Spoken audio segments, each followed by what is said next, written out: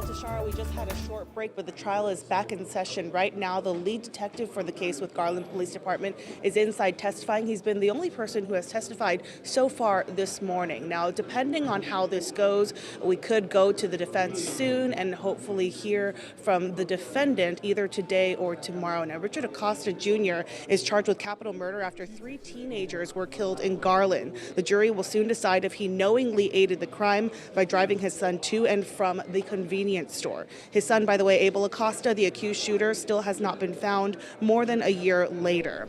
The last few days have been extremely hard for the families of the victims. 17-year-old Rafael Garcia, 16-year-old Ivan Noyola, and 14-year-old Xavier Gonzalez were killed. Their loved ones tell me they are angry. The lives of these children were cut short, and they believe Acosta is responsible for the actions of the 14-year-old suspect. They hope he will get the maximum sentence, which is life without the possibility of parole. Now, this morning, like I mentioned, so far we've heard from Garland Detective Lucas Shoup. He says another teen was initially taken in and questioned because he sent a message to the victim, Rafael Garcia's family, telling them he's dead. Now, Shoup says through that interview, that's how he learned about Abel Acosta, and his father, the defendant, were here today for Richard Acosta. And that detective, he goes through several frames of surveillance video from the night of the shooting. Well, as you can see, the person in the truck in that picture, he doesn't have a hat on.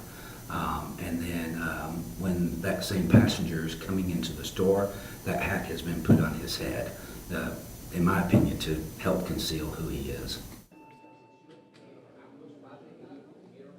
Now, at this point, we don't know how long this is going to go, but I understand that the state is expected to rest today, and the defense attorney tells me he's expecting to start by this afternoon. Of course, this could very likely be in the hands of the jury by the end of this week. Tashara, let's send it back to you.